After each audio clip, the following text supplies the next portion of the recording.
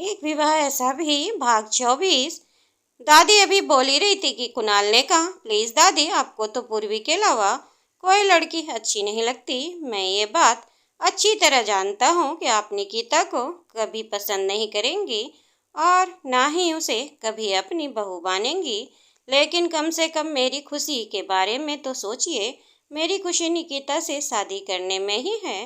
Please आप मेरी शादी उससे करवा दीजिए, वरना अगर आपको नहीं करानी तो बता दीजिए, मैं उसे कोर्ट मैरिज करके भी रह लूँगा। कुणाल की बात सुनकर दादी कुछ बोलने ही वाली थी कि पूर्वी ने दादी का हाथ पकड़ा और उन्हें कुछ न बोलने का इशारा किया। तभी कुणाल की माँ ने कहा, कुणाल बेटा, हम सिर्फ तुम्हारी खुशी चाहते हैं। अगर तुम सच में निकिता से प्यार करते हो और उससे शादी करना चाहते हो तो ठीक है, हम में से कोई भी तुम्हें नहीं रोकेगा। लेकिन प्लीज तुम इस तरह कोर्ट मैरिज मत करना, इससे हमारे परिवार की बदनामी होगी। हम तुम्हारी शादी खुद करवाएंगे। कुणाल की माँ कुणाल का साथ दे रही थी। कुणाल की दादी उन्हें घूर रही थी। कुणाल के पापा ने अपने गले को साफ करते हुए कहा, जिस लड़की की तुम बात कर रहे हो, क्या वह तुमसे शादी करने के लिए तैयार है? तुमने उसे पूछा है या सिर्फ यहाँ आकर अपना ही फैसला सुना रहे हो? है कौन वो लड़की? कुणाल ने अपने डैड की बात सुनी और मन ही मन सोचा, एक तरह से देखा जाए तो डैड सही कह रहे हैं कि मैंने निकिता से इस बारे में बात ही नहीं की। कुणाल को इस तरह सोच में पड़ा देखकर उसके डैडा ने कहा, पहले जाकर उस लड़की से पूछो उसे तुमसे शादी करनी भी है या नहीं। अगर तुम दोनों शादी करने के लिए तैयार हो तो फिर हमें कोई परेशानी नहीं होगी। हम तुम्हारी शादी धूमधाम से कर देंगे। दादी ने कुणाल के दादा की बात सुनते ही खड़ी हो गई। उन्होंने कुणाल को घूरते हुए देखा और पूर्वी का हाथ पकड़ लिया। कुणाल ने अपनी दादी की तरफ देखा। दादी, कुछ बोलिए तो। आप इस तरह बिना कुछ बोले कैसे जा सकती हैं? दादी ने गहरी सांस लेते हुए कहा, जब तुम्हें मेरी किसी भी सलाह को मानना ही नहीं है तो मैं क्यों बेकार की बातें बोलकर अपनी जुबान खाली करूं? जिसे जो करना है वो करे। इतना बोलकर दादी सीधे अपने कमरे में चली गई। कमरे में जाकर बैठते ही उन्होंने गुस्से से अपने दांत पीसे। पता नहीं ये लड़का कब समझेगा मेरी बात। क्यों उसने इस लड़की से शादी करने पर जिद कर ली है, जबकि वह लड़की इसके लायक ही नहीं है और उसके साथ कुणाल कभी खुश नहीं रहेगा। पूर्वी दादी की बातें चुपचाप सुन रही थी। वह दादी के पास आई और दादी का हाथ पकड़ते हुए बोली, दादी, सबसे पहले तो आप अपना गुस्सा शांत करिए और मेरी तरफ देखिए। पूर्वी ने दादी का चेहरा अपनी तरफ घुमाया और मुस्कुराते हुए बोली, आपको अब मान जाना चाहिए, ये सब के लिए सही होगा। और वैसे भी मैं अब इस बात को पूरी तरह से एक्सेप्ट कर चुकी हूँ। कुणाल अब कभी मेरा नहीं हो सकता। उसे सिर्फ निकिता से ही प्यार है। मैं चाहती हूँ कि आप कुणाल की खुशी के लिए उसे शादी करने की परमिशन दे दें। आप उसकी शादी में हंसी खुशी शामिल हो जाइए और मेरी जगह पर आप निकिता को अपनी बहू मान लीजिए और उसे उतना ही प्यार कीजिएगा जितना आप मुझे करती हैं। दादी ने तुरंत कहा, ऐसा कभी नहीं होगा। मैं उस लड़की को तुम्हारी जगह कभी नहीं दूंगी।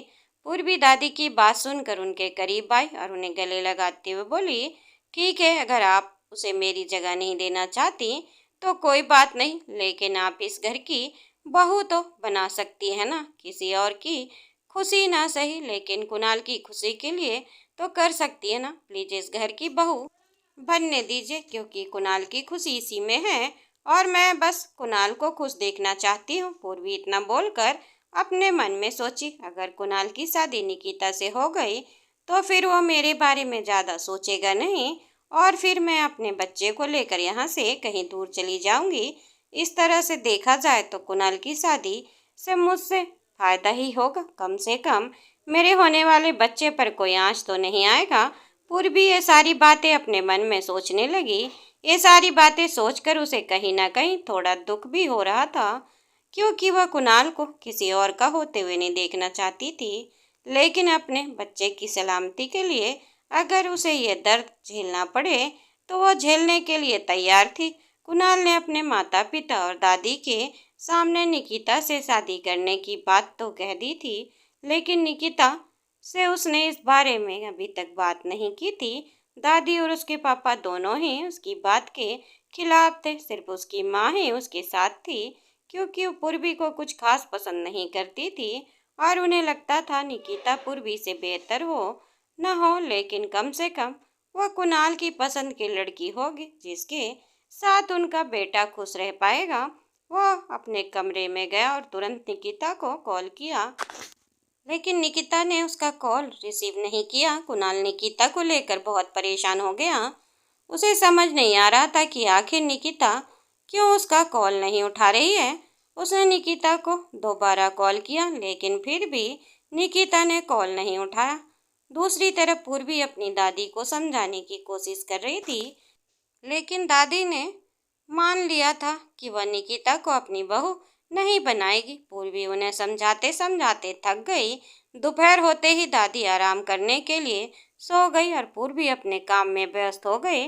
पूर्वी काम में बिजी थी कि उसकी नज़र अपने ईमेल पर पड़ी, जिन्हें उसने कल रात से चेक नहीं किया था। उसने जल्दी से सारे ईमेल चेक किए, तभी उसने देखा कि जिस कंपनी में उसने अपने डिज़ाइन भेजे थे और जहां उसने अप्लाई किया था, वहां उसके डिज़ाइन को एक्सेप्ट कर लिया गया है और उसे इंटरव्यू के लिए बुलाया गया है।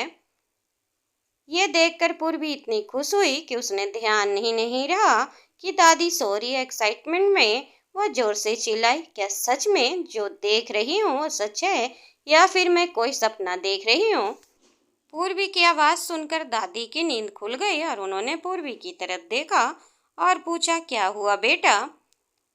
पूर्वी दादी के पास भागी और उन्हें गले लगाते हुए बोली, दादी इतने दिनों की मेहनत रंग लाई, मेरे डिज़ाइन एक्सेप्ट हो गए हैं और मुझे इंटरव्यू के लिए बुलाया गया है। दादी ने भी पूर्वी को गले लगा लिया।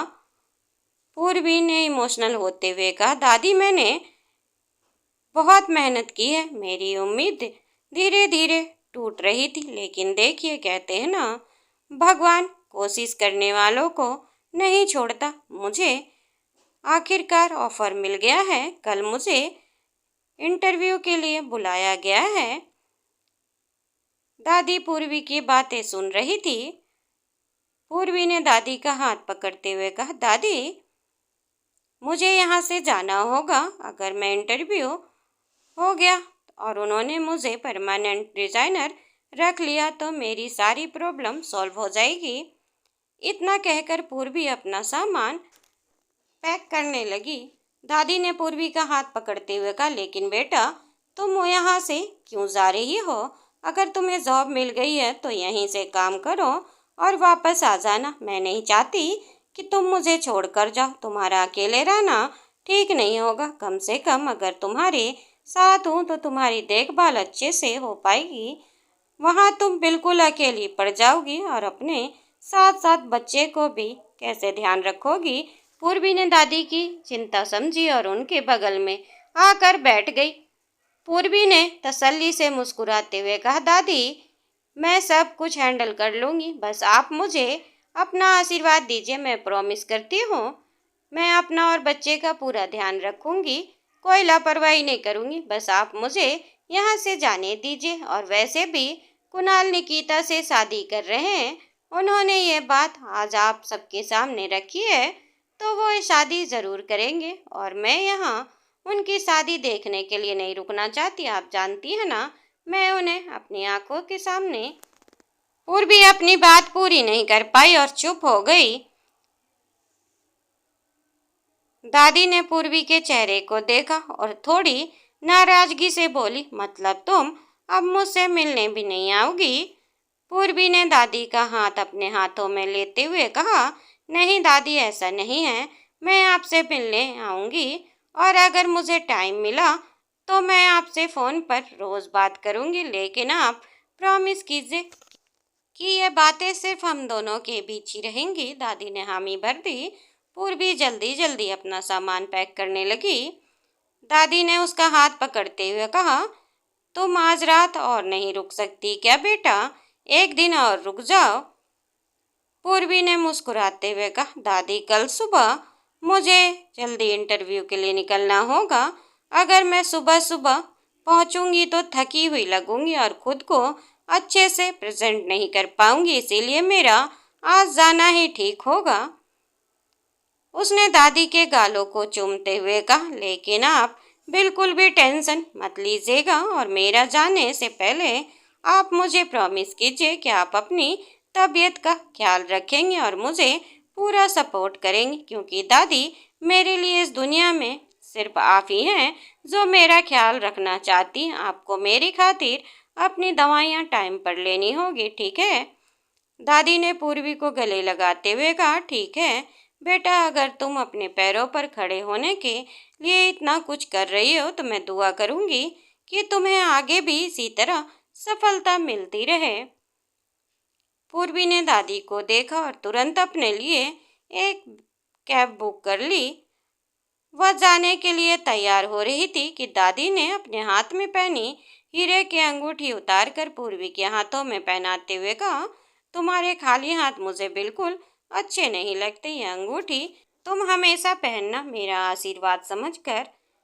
पूर्वी ने अंगूठी की तरफ देखते हुए कहा, लेकिन दादी ये अंगूठी तो बहुत महंगी है। दादी ने हंसते हुए कहा, तुम्हारे लिए कुछ भी महंगा नहीं है बेटा। अगर तुम इसे अपने पास रखोगी तो मुझे ऐसा लगेगा कि मैं हमेशा तुम्हारे साथ हूँ। पूर्वी ने दादी को गले लगाया और तभी दादी ने कहा, अब तुम जा ही रही हो तो मुझे अपने हाथों से एक कप चाय बनाकर पिला दो। पूर्वी ने कहा, जरूर दादी, क्यों नहीं। वह किचन में गई और दादी के लिए चाय बनाने लगी। पूर्वी वहां खड़ी मेड को समझाती हुए बोली, अगली बार जब दादी चाय बनाएंगी तो उन्हें इसी तरह चाय बना कर देना। पूर्वी ने उस मेड को चाय बनाने का पूरा तरीका समझाया और वापस अपने कमरे में आ गई। चाय पीने के बाद उसने दादी को गले लगाते हुए कहा, दादी मुझे अब चलना चाहिए। दादी ने पूर्वी का हाथ पकड़ा और पूर्वी अपना सामान लेकर बाहर जाने लगी। तभी कुणाल की माँ उसे जाते हुए देखा और धीमी आवाज में बोली, चलो एक कम से कम एक मुसीबत तो मेरे बेटे की जिंदगी से गई। पूर्वी सीधे बाहर निकली और कैब में बैठकर चली गई। दादी पूर्वी के जाने के बाद बहुत खाली महसूस कर रही थी, इसीलिए वो अपने कमरे में जाकर आराम करने लगी। दूसरी तरफ कुणाल निकिता से बात करने के लिए परेशान था। वह बालकनी में खड़ा हुआ और उसने पूर्वी को कैब में बैठकर जाते हुए देखा। उसने गहरी सांस लेते हुए कहा, अब तो मुझे अपनी जिंदगी में आगे बढ़ना ही होगा। अगर ये बढ़ सकती है तो मैं क्यों नहीं।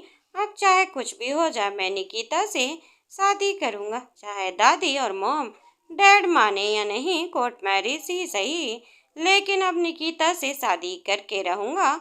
आखिरकार उसके लिए ही तो मैं पूर्वी को डिवोर्स दिया था। इतने सालों से मैं और निकिता एक दूसरे से प्यार करते और अब हमारे रास्ते में कोई रुकावट भी नहीं है। कुणाल एकदम से ये सब कुछ बोल रहा था क्योंकि इस वक्त वह बहुत गुस्से में था। उसने अपने ऑफिस कॉल किया और उसके मैनेजर ने कॉल उठाई। कुणाल ने सीरियस टोन में कहा, मुझे निकिता से बात करनी है, मेरी उससे बात कराओ। मैनेजर ने कहा, आई एम सॉरी सर, लेकिन जब से आप ऑफिस से गए हैं निकिता सिर्फ एक दिन ही ऑफिस आई है, उसके बाद से वो नहीं आई। हम सारा काम खुद ही कर रहे हैं और उसे कॉल करें तो वो कॉल नहीं उठा रही है। यह सुनकर कुणाल गुस्से में अपना दांत पीसते हुए बोला, व्हाट, निकिता ऑफिस नहीं आ रही? मैनेजर ने उसे पूरी बात बताई। कुणाल ने तुरंत निकिता को मैसेज करना शुरू कर दिया। जब निकिता ने कुणाल का मैसेज देखा तो वो परेशान हुई। निकिता ने अपने मोबाइल फ़ोन देखते हुए कहा, अरे यार, मैं तो सोच रही थी कि ऑफिस से कॉल आ रहा होगा, इसीलिए मैंने कॉल नहीं उठाया। कुणाल की इतनी सारी मिस कॉल, अब वो तो मुझ पर गुस्सा करेगा। निकिता ने तुरंत कुणाल को कॉल बैक किया और कहा, I am so sorry baby, मैं काम में बिजी थी इसीलिए तुम्हारा कॉल नहीं उठा पाई। कुणाल ने चिल्लाते हुए कहा, काम में बिजी थी हो या तुम ऑफिस ही नहीं जा रही हो और काम की कोई रिपोर्ट नहीं दे रही हो, तो आखिर तुम क्यों इतनी बिजी हो? इतनी बिजी कि तुम्हें मेरा हाल चाल लेने का भी वक्त नहीं मिला। 2 दिन से तुमने मुझे एक बार भी कॉल नहीं किया। क्या हो गया है निकिता? ऐसा कौन सा काम में बिजी हो बताओ जरा मुझे भी। निकिता कुणाल की बातें सुनकर चुप थी। कुणाल ने आगे चिल्लाते हुए कहा, मैं यहाँ हम दोनों की शादी की तैयारी में लगा हुआ हूँ। अपने घर वालों को मना रहा हूँ और तुम्हें मानो जैसे कोई फर्क नहीं पड़ता। तुम्हें मुझसे शादी करनी भी या नहीं? निकिता ने कहा, काम डाउन बेबी। मुझे तुमसे शादी करनी, मैं तुमसे प्यार करती हूँ और प्यार की आखिरी मंजिल तो शादी ही होगी ना। तुम इतना गुस्सा क्यों हो रहे हो? और तुमने मुझे बताया नहीं कि तुम अपने घर वालों से शादी के बारे में बात कर रहे हो। तुम मुझे सरप्राइज देना चाहते थे। निकिता बात बदलते हुए कुणाल को अपनी मीठी मीठी बातों में फिर फंसाने लगी। निकिता ने पूछा, तो क्या कहा तुम्हारे माता पिता ने? कुणाल थोड़ा परेशान होकर बोला, पता नहीं, मुझे नहीं लग रहा कि वो सब लोग मानेंगे, लेकिन मैं कोशिश नहीं छोड़ूंगा। तुम शाम को यहाँ आओ, मुझे उनसे तुम्हें मिलाना है। निकिता थोड़ा कंफ्यूज होकर बोली, मैं तुम्हारे घर आऊँ? Are you sure? इसमें बात बिगड़ेगी नहीं? कुणाल ने तुरंत जवाब दिया, बात बिगड़ेगी क्यों? मैं हूं ना यहाँ पर।